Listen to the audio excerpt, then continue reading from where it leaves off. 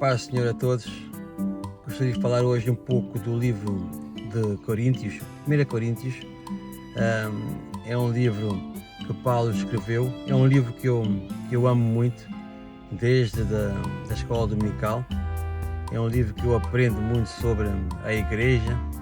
Paulo ensina muitas coisas sobre igrejas, os problemas que existem nas igrejas, as divisões, as contendas e como nós devemos comportar. Paulo também alerta muito para a imoralidade.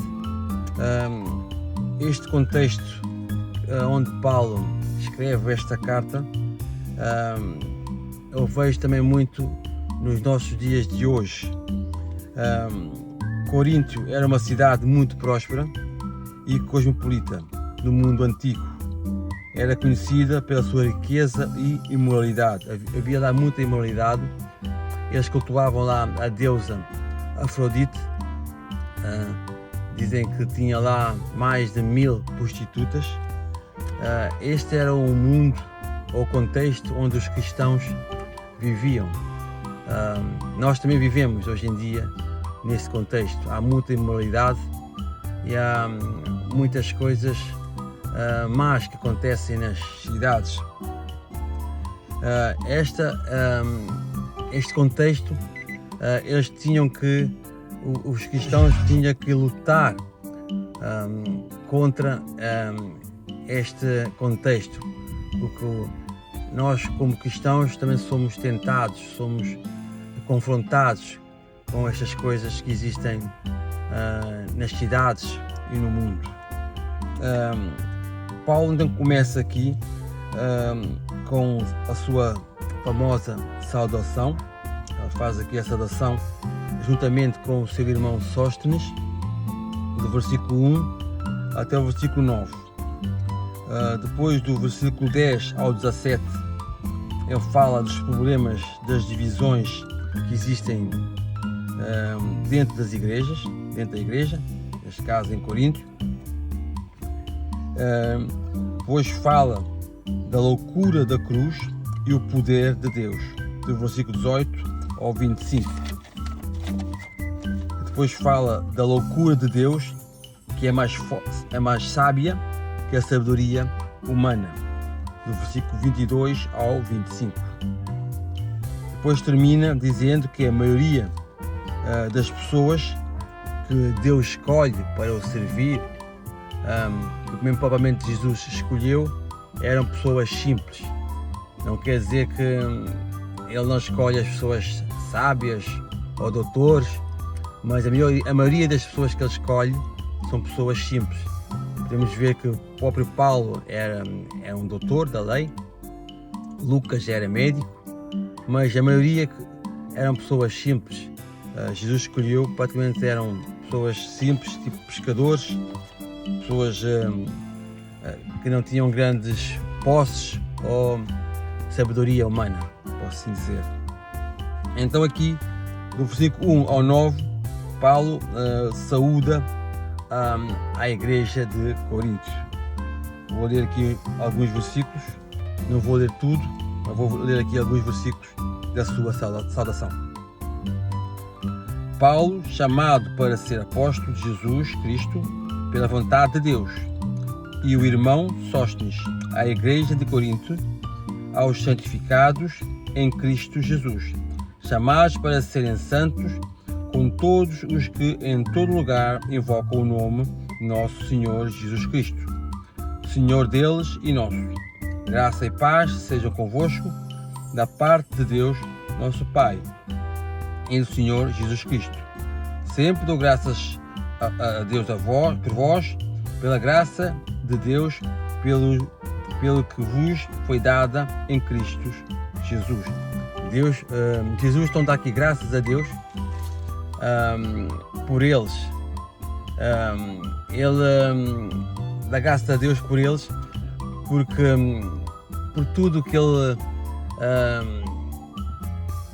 tem feito por eles, e eles também têm feito também por ele. E tudo aquilo que eles têm crescido e têm passado. Paulo dá graças a Deus pela igreja, pelos irmãos que estão em Coríntio. Depois ele passa a falar sobre os problemas das divisões que existem na igreja em Coríntio. Podemos ver aqui no versículo 10 qual é o desejo que Paulo quer para eles. Irmãos, rogo-vos em nome do nosso Senhor Jesus Cristo, que entreis em acordo quando discutirdes, e não haja divisões entre vós. Pelo contrário, sejais unidos no mesmo pensamento e no mesmo parecer. Então Paulo está aqui a exortar aos irmãos em Coríntios para que eles entrarem em acordo quando eles discutirem, para que eles sejam unidos num único pensamento e num único parecer. Depois ele diz aqui que ele foi informado, versículo 11, pois, meus irmãos, fui informado a vosso respeito pela família de Cloé que há discórdias entre vocês. Ele soube perante a família de Cloé que havia estas discórdias, estas discussões. Então ele logo entrou em contato com eles através da carta, a falar com eles. Mas qual era o conflito que estava a haver aqui nesta igreja? Podemos ver aqui no versículo 12 qual era o conflito. Vamos depois ver que este conflito também existe hoje em dia nas nossas igrejas, até dentro das igrejas e também de uma igreja para outra. Porque aqui há várias denominações, normalmente são discórdias ou pontos de vista diferentes ou doutrinas diferentes, mas vamos ver que isso não tem muita lógica ou não deve existir isso, porque como Paulo vai dizer aqui que será que Cristo está dividido? Nós todos somos de Cristo, e se formos a ver essas discórdias não deviam servir para divisão. Sempre houve várias igrejas, até quando João escreveu as várias igrejas, existia várias igrejas, cada igreja tem a sua forma de louvar, a sua forma de estar, isso até enriquece a igreja, mas nós todos devemos ver para Cristo, porque foi Cristo que morreu por nós. Aqui em concreto o que estava a acontecer era que aqui diz no versículo 12, o que eu quero dizer com isso é que um de vós afirma, eu sou de Paulo, outro, eu sou de Apolo, outro, eu sou de Cefas, outro, ainda sou de Cristo. Será que Cristo está dividido? Foi Paulo crucificado em vosso favor? Foste batizados em nome de Paulo? Muitas vezes nós dizemos, eu gosto mais daquele pregador, ou eu gosto mais daquela pregadora, eu identifico-me com esta igreja, com este pregador, mas isto não está correto, porque nós todos devemos identificar-nos ou estarmos conectados, unidos em Cristo. Isto não deve servir de divisão. Nós todos devemos seguir somente Cristo, porque só Cristo é que morreu por nós, só Cristo nos salvou, e por isso que nós devemos todos estar unidos em Cristo e não divididos por causa de homens que são usados por Cristo, né? Até ele diz aqui que dou graças a Deus por não ter batizado nenhum, em exceção de Crispo e Gaio, porque certeza, se ele tivesse batizado, então havia mais força para eles então serem de Paulo. Mas não é bom que nós sejamos divididos, mas que sejamos todos unidos em Cristo. E depois ele fala da loucura da cruz e o poder de Deus, do versículo 18 ao 25. Pois a palavra da cruz é insensatez para os que estão perecendo, mas para vós, mas para nós que estamos sendo salvos, é poder de Deus. Pois está escrito: destruirei a sabedoria dos sábios e anularei a inteligência dos inteligentes. Onde está o sábio? Onde está o instruído? Onde está o questionador desta era? Por acaso Deus não tornou absurda a lógica deste mundo? Visto que na sabedoria de Deus, o mundo, por sua própria sabedoria, não conheceu. Foi o agrado de Deus salvar os que creem por meio do absurdo da pregação. Pois enquanto os judeus pedem sinais e os gregos buscam sabedoria, nós pregamos Cristo crucificado, que é motivo de escândalo para os judeus e absurdo para os gentios. Mas para os que foram chamados, tanto judeus como gregos, Cristo é poder de Deus e sabedoria de Deus. Porque o absurdo de Deus é mais lógico que o dos homens, e a fraqueza de Deus é mais forte do que os homens. Então aqui nós podemos ver a loucura da cruz e o poder de Deus. Há aqui um contraste entre a sabedoria de Deus e a sabedoria do mundo. Ele diz logo aqui: visto que a sabedoria de Deus e o mundo, por sua própria sabedoria, não o conheceu, foi do agrado de Deus salvar os que creem por meio do absurdo da pregação. O mundo não entende a loucura da cruz. Os que se salvam são aqueles que creem. Aqueles que creem pelo absurdo da pregação. Qual é a pregação? A pregação é o Evangelho. A pregação de que Cristo morreu na cruz para nos salvar. Isso é mesmo uma loucura. É mesmo loucura, mas, como diz aqui, a loucura de Deus é mais sábia que a sabedoria humana.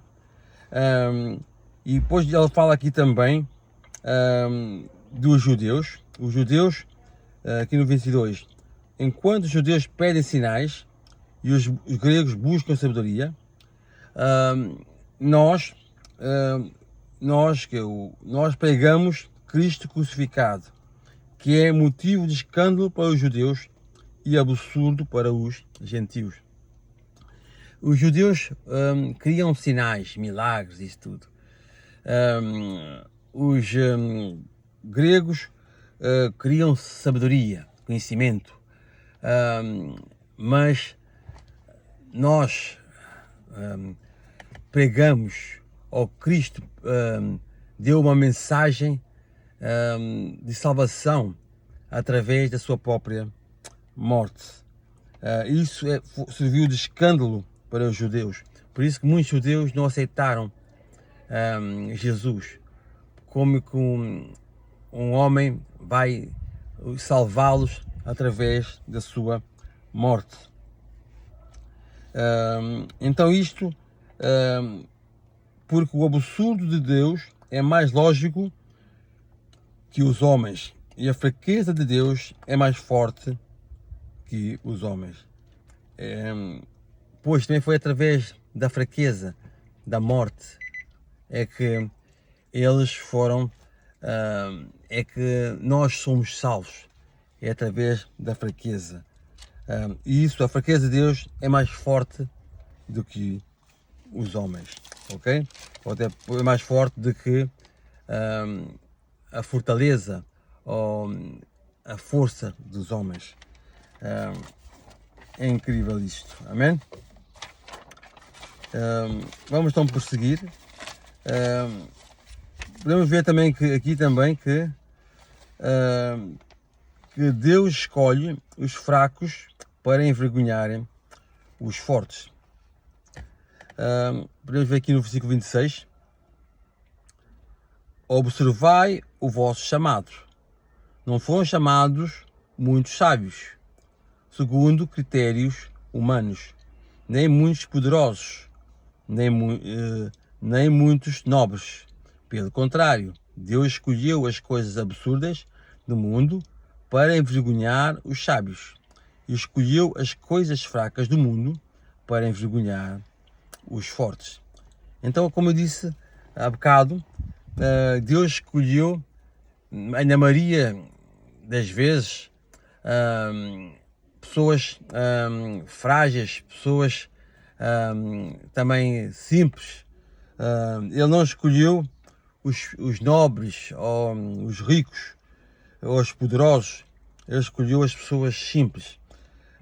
Esses é que foram chamados. É verdade que Paulo era doutor, o Lucas também era médico. Há também algumas pessoas que são nobres ou doutores, mas na maioria dos casos Deus escolheu as pessoas simples. Para quê? Diz aqui que ele escolheu as coisas absurdas, ou as coisas, as pessoas simples, para envergonhar os sábios.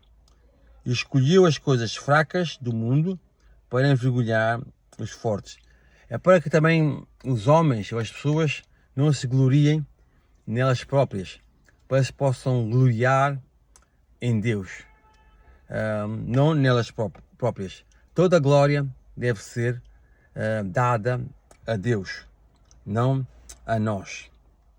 Ele continua aqui a dizer também que ele escolheu as coisas insignificantes do mundo, as desprezadas e as que não são nada, para reduzir a nada as que são.